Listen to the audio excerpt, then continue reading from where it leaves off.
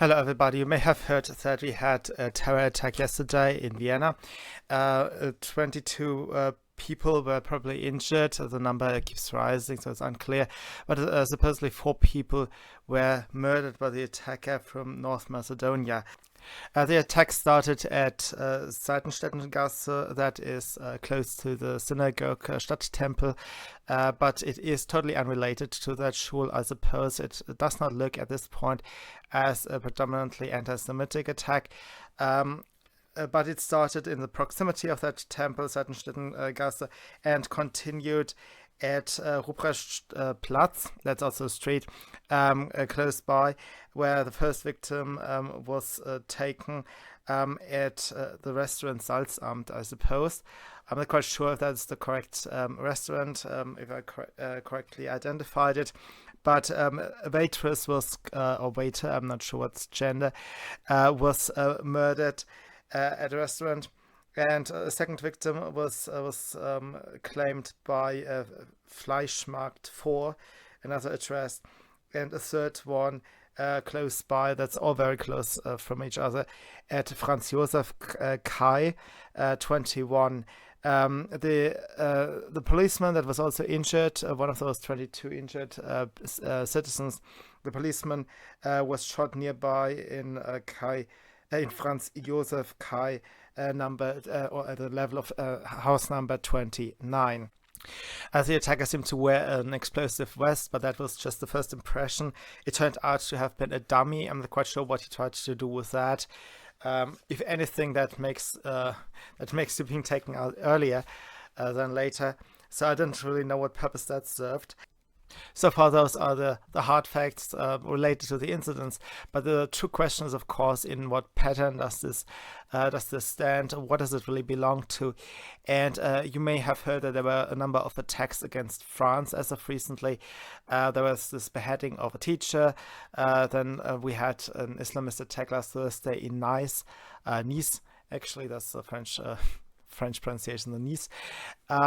And there were a lot of demonstrations all around the world about the cartoons of Charlie Hebdo and of the Danish cartoonists, and about Emmanuel Macron, the French president, who said that freedom of expression does cover the depiction of the Prophet, and that Muslims should accept this. This spurned a huge number of protests all around the world, most notably in Bangladesh, but also in Israel, or more specifically the territory is under Fatah control and under Hamas control, frequently referred to in the media as Gaza and the West Bank. And a lot of other protests and statements to condemn the French, and there was this typical outrage where nobody actually cares about what the supposed offense is about. Nobody is actually honest about his feelings, if there is a true offense, or if they just go with a crowd and try to join in the baying mob and pretend to be more offended than they are. And before that beheading of the teacher Samuel Paty near Paris, there had been also a stabbing, a killing in Germany, in the city of Dresden, and there was also an attack, a stabbing attack, I think not a deadly one this time, in front of the former premises of Charlie Hebdo. So we have now had weeks of incitement and actual terror attacks in Europe, and it's not clear if that is related to it, if that person also claimed to be outraged by Muhammed, or rather tried to, he was also killed, or tried to enforce the Sharia law of not depicting the Prophet. For the full picture, you should probably also know that after that Nice attack in France last Thursday, there had been a turmoil in a church, the St. Anton von Padua church, that saw 50 Turks storm in and kick against the pardon box and the benches of the church. Nothing was damaged, but 50 people stormed into the church, tried to do damage until the police was called. And they also shouted Allahu Akbar during that incident. So that was also in Vienna, and the synagogue close by that terror attack of yesterday also happened to be the site of a number of terror attacks in the past. Most notably, there was one in 1979 committed by a Palestinian group called As-Saika. That date, 1979, is very memorable when you speak about Islamism, because it was the year of the Iranian Revolution. Prior to that, Iran was Persia, and it was a fairly secular regime at the time. That changed in 1979, but also at the same time there was an occupation by Islamists of the Kaaba and the surrounding Great Mosque in Saudi Arabia, and Saudi Arabia had to make concessions to the Islamists, and both regimes, Iran and Saudi Arabia, went into a competition of who is more devout, the Shia in Iran or the Sunnah in Saudi Arabia. And this Palestinians, the name As-Saika, Eagle of the Revolution, is an allusion to the revolution happening in the Shia Iran, but they are Sunnah Muslims, the Palestinians, so I assume they expected a similar revolution in other places, like in Saudi Arabia and all over the Sunnah world. So this was kind of inspired by the Big Bang of Islamism, the year 1979. The second attack was committed by the Fatah, or a sub-organization. Fatah is the party that was led by a Nobel Prize winner, Yasser Arafat. It means victory in Arabic, and people play that organization down. They are now in charge of the Palestinian Liberation Organization, PLO, and they are usually treated like the good people. And as you can tell, I mean, the Nobel Peace Prize went to Yasser Arafat. People are very blue-eyed about this organization, but a branch of Fatah actually was behind that attack that killed 2 people and injured 21 additional victims. So the site had been the place for terrorism in the past, and also we have these recent attacks accompanied by the protests, as the left likes to call that, the protest against France and against secularism and against free speech all across the Muslim world. But who is the perpetrator? So far, we know of him that he is 20 years of age, or that he was actually killed, and he came from North Macedonia. So he is white and he is European. Still, of course, we have to be very careful, because the left believes that Islam is a race, and I want you to spread my videos on all the platforms that you wish without facing any restrictions. So the perpetrator is from Macedonia, and the second thing you should know about Macedonia and the Balkans in general is that they happen to be fairly unreligious. So it is not a traditional hotbed for Islamists. This is very unusual.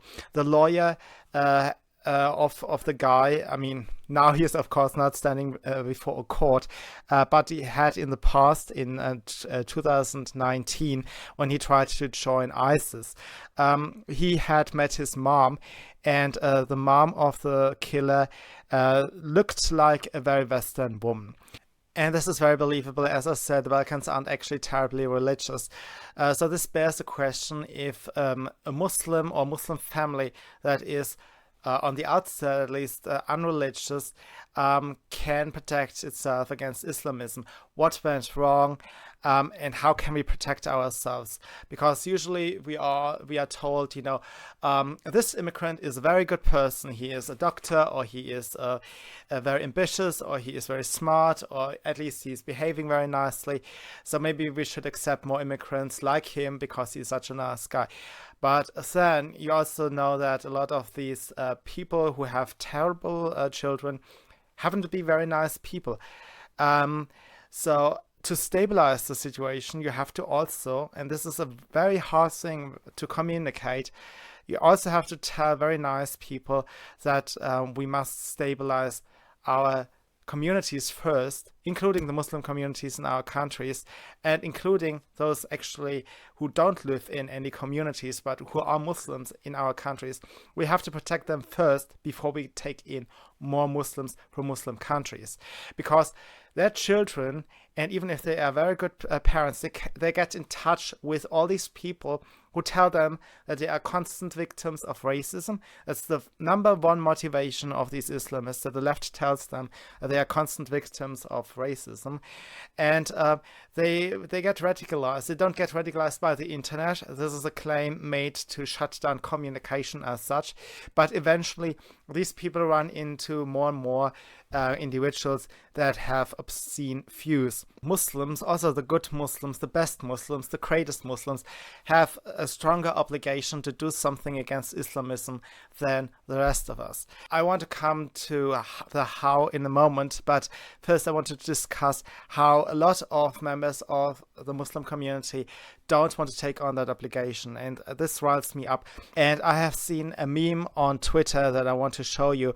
There is a picture of the SS, of the Ku Klux Klan, and a third one of Muslim terrorists, and the caption is, SS is not German, the Klan were not Christian, and the terrorists were not Muslims.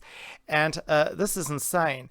And I find it obscene because there are few demographics that play this no true Scotsman game like the Muslims do to avoid all obligation.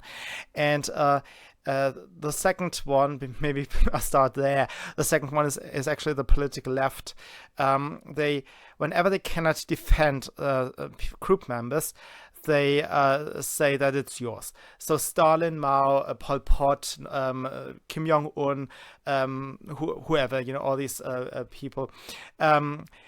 Whenever they cannot defend them, it's suddenly right-wing extremism. Even Stalin. There are academics that completely refuse the idea that leftists also have an issue with authoritarianism, for example.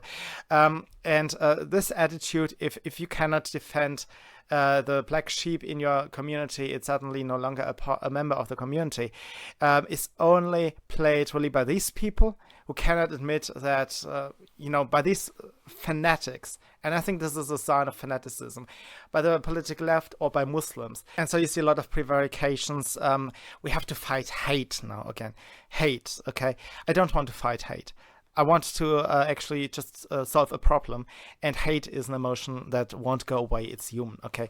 So there are these people who try to avert attention, and it's a sign of fanaticism if people don't find any black sheep in their community, be it the leftist community or the Muslims. You would not find a Jew that says there had not been a Jewish mob in New York, the Unser Stick, as if they had not existed, or they were not Jewish, rather. No, you accept that your community does have black sheep, and then you fight those black sheep. This is how you take on the responsibility. And as of now, we don't really see a lot of Muslims taking on responsibility. So what is it that you can actually expect of Muslims? And that is, they have to ultimately sit down their brothers, their sisters, their sons, and so on, and talk to them in time. And I do believe that this woman, the mom of the killer, probably tried to do her best, but it was only after he was caught joining ISIS. And I see this a lot of times, and I see this also among non-Muslims. It is a challenge, for all of us, but I say more so for Muslims than for the rest of us, to sit down people and talk about controversial topics, because the issue really is that many people, particularly Muslims, avoid entire conversations. So your aunt is not talked out of stupid ideas, be it about America, be it about freedom of speech, be it about freedom of assembly, be it about freedom as such, allowing other people to do things you actually don't want them to do. This is a very, very difficult thing. And all of these topics that actually decide who we are usually avoided. And of course, this also comes on the backdrop of a European culture that does not longer know who we are. We have to come back to actually talk the how and why of our culture. Why do we have freedom of speech? This is not done. We saw before Corona, a lot of people that celebrated, quote unquote, Christmas at Kentucky Fried Chicken or in some bars because the family broke down. And in addition to that, the democratic values have been unexplained in our schools.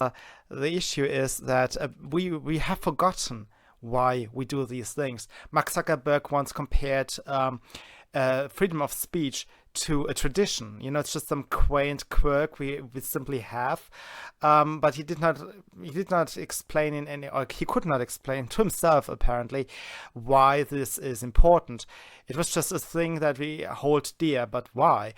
And that is because all the other systems and modes and principles and institutions that allow us to give ourselves our rules demand a transparency. They demand that we organize a majority for whatever policy we have, and that your average person must be able to organize a majority and to talk and to get things through. It must never be the job of a few to rule over the rest. And that at its very core relies on everybody's ability to speak. That's just one example, but you can really go through division of power. What does it to your society if a handful of people becomes chummy with all these big power players in society and can decide top down what your average ordinary citizen is allowed to do. If they are too chummy, if they don't compete with one another, what does that do to your freedoms, to your choices? All these principles remain largely unexplained, and we can't explain to Muslims or even to ourselves anymore why we cherish what we cherish. And I also hate when people say Muslims just have to assimilate. They won't be able to if we cannot explain ourselves.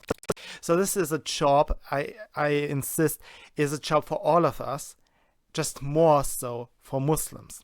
And as we are in the series of attacks against our freedoms, or the protests against our freedom of expression in particular, there are a lot of bad ideas. And I want to give you an example. There is the Conference of European Rabbis that suggested, for example, that we should survey what is preached in the mosques. We should look into who finances the mosques, and we should find out what role social media plays. This is a precursor to probably censoring what is being said on social media. Now, this sounds very good to a lot of people who don't pay much attention, but I think the core mistake people make is that whenever you allow the government to take all of these measures, and all this can be turned against you. The preacher in the mosque is only somebody who talks in front of an assembly. This is a core right you have to organize any majority for whatever you want, be it an end to immigration, be it a tax raise, or be it a tax cut. Whatever your ambition is, you need to talk in front of an assembly. And you don't actually want the secret services to follow you wherever you want to talk to other people. So, surveying preachers, demanding that they use a language that is easily surveyed, getting your phone tapped. This is really not where you want to go. Likewise, you don't really want to give up your banking secrecy. You actually don't want all these organizations to be surveyed to the point where the bank accounts are surveyed. And you don't want the censorship of the social media. All of this sounds great if you're presented an enemy bad enough, but I have very bad news for you. Even if you are the cheerleader, the quarterback, the darling of the crowd, that may not last forever. There are some people who do not love you.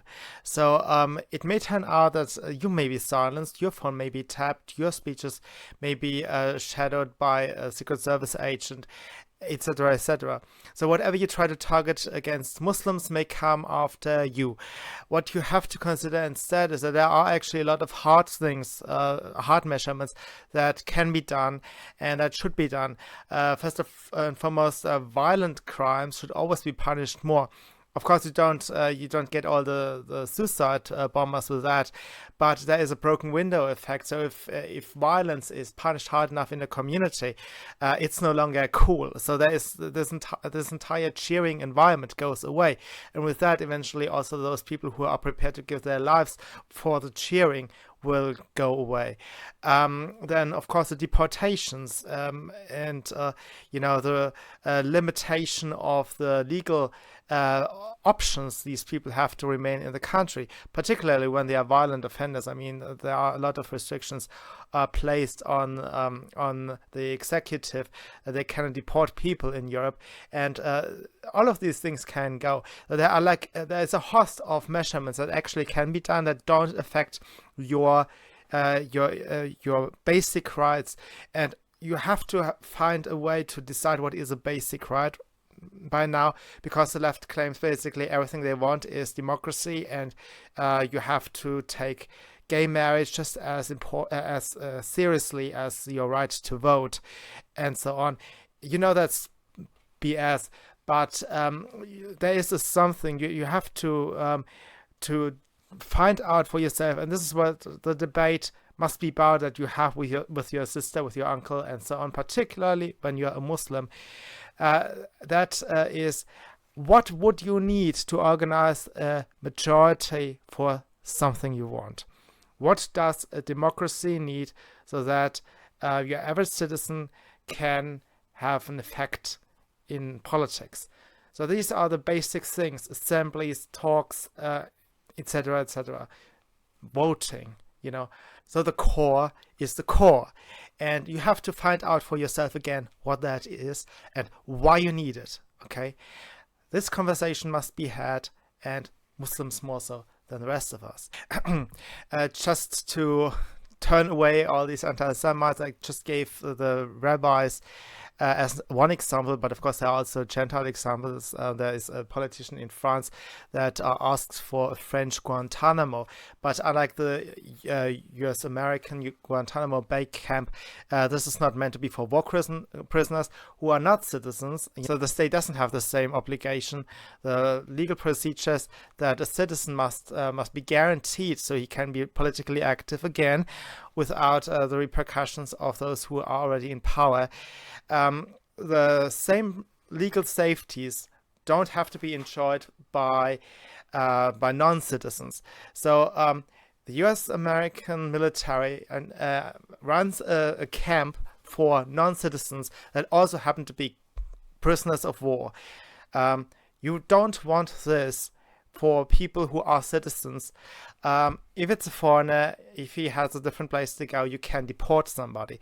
But people who are citizens must have special protections, so you as a citizen can always in future organize a majority for whatever you want without being punished arbitrarily. This is what it is all about.